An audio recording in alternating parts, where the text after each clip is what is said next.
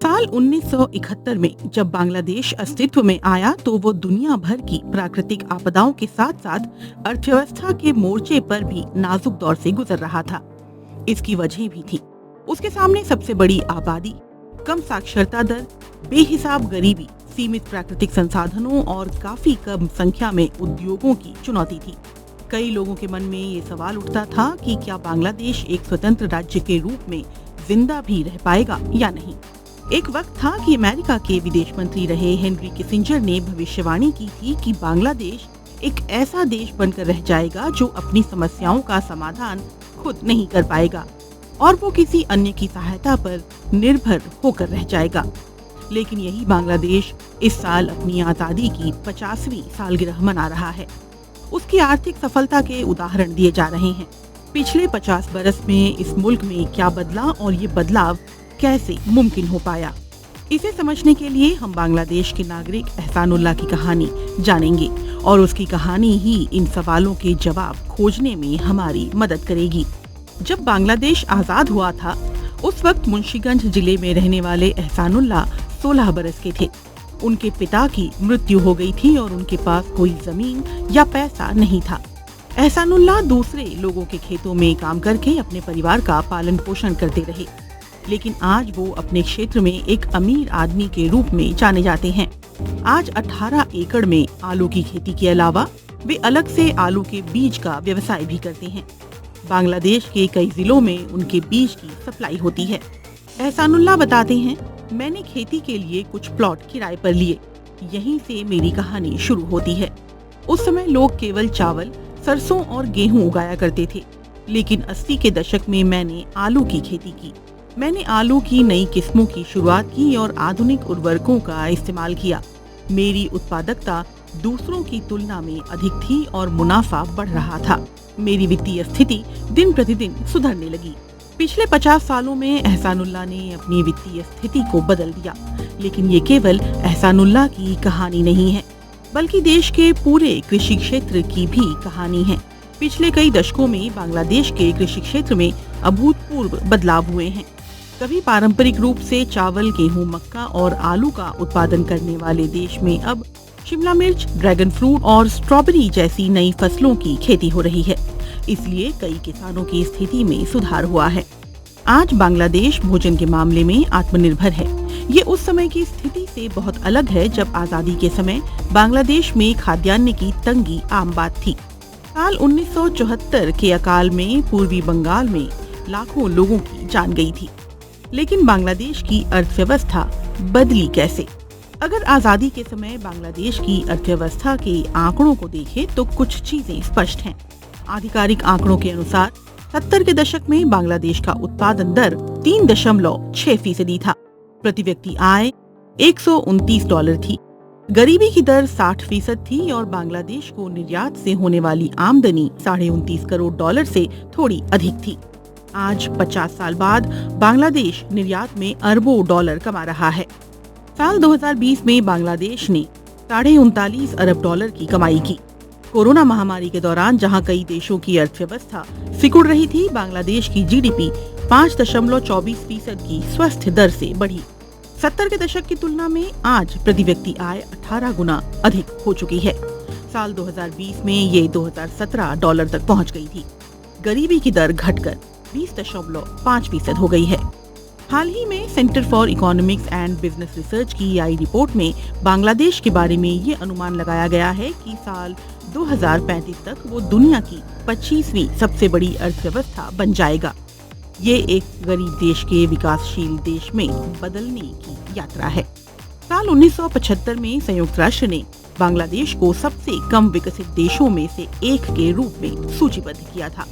गौरतलब है कि विकासशील देश होने की 3 शर्तें हैं। साल 2018 में बांग्लादेश ने पहली बार इन 3 शर्तों को पूरा किया और 2021 में बांग्लादेश ने एक बार फिर इन शर्तों को पूरा किया। संयुक्त राष्ट्र के आर्थिक और सामाजिक मामलों के कार्यालय के अनुसार कोई देश हर 3 साल बाद होने वाले इस सर्वेक्षण में अगर लगातार 2 बार निर्धारित मापदंडों को पूरा करता है तो उसे सबसे कम विकसित देशों की सूची से हटाकर विकासशील देशों की सूची में जोड़ दिया जाता है। बांग्लादेश की रैंकिंग में बदलाव के प्रस्ताव पर विचार किया जा रहा है और इसकी आधिकारिक घोषणा की जानी बाकी है। इन 3 शर्तों में से पहला प्रति व्यक्ति आय सूचकांक है, दूसरा आर्थिक स्थिरता सूचकांक है और तीसरा मानव विकास सूचकांक है। संयुक्त राष्ट्र के पैमाने पर पूरा उतरने के लिए प्रति व्यक्ति आमदनी कम से कम $230 होना जरूरी है।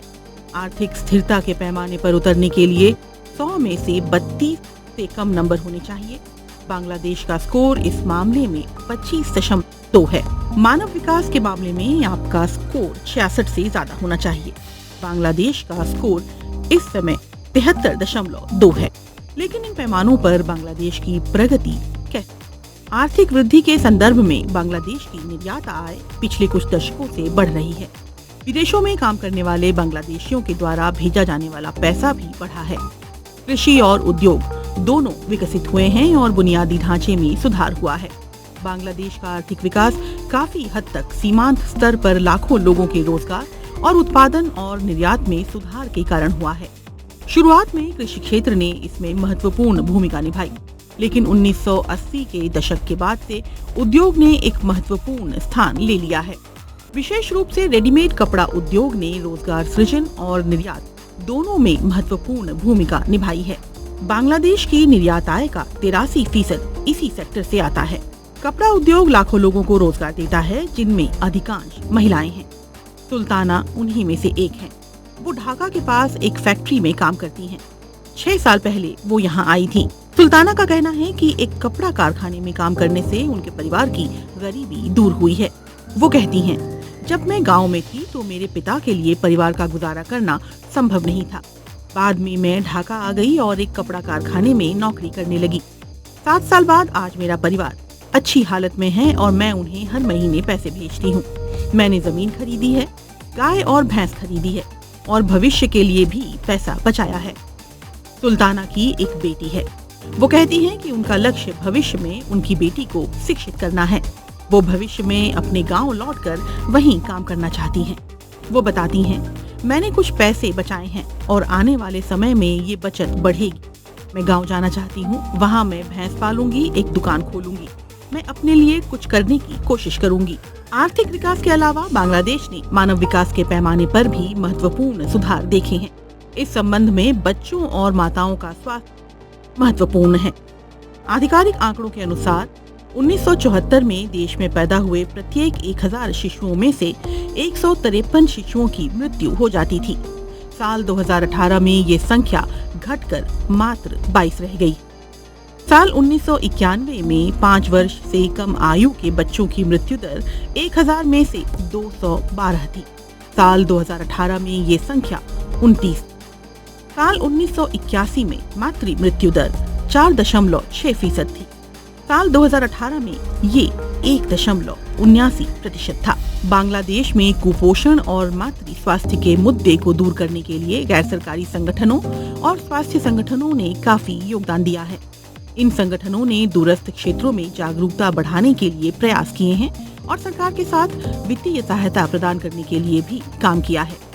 एक वक्त था जब ये कहा गया था कि बिना मदद और कर्जे के बांग्लादेश कोई काम नहीं कर पाएगा, लेकिन आज वही देश पद्मा नदी पर अपने संसाधनों से $3 अरब की लागत से रोड रेल पुल बना रहा है। सबसे कम विकसित देश से विकासशील देश में बदलना शायद 50 वर्षों में बांग्लादेश की सबसे बड़ी उपलब्धि है।